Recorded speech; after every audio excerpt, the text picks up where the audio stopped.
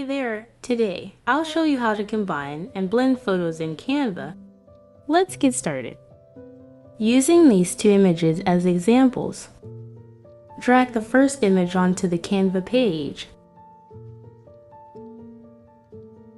Then drag the second image onto the Canva page. Resize the second image to fit nicely. Now head over to the Apps section and select Image Blender.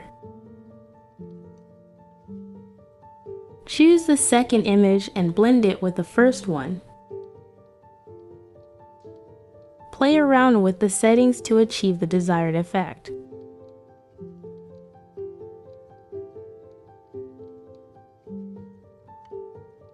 And that's it. It's that simple.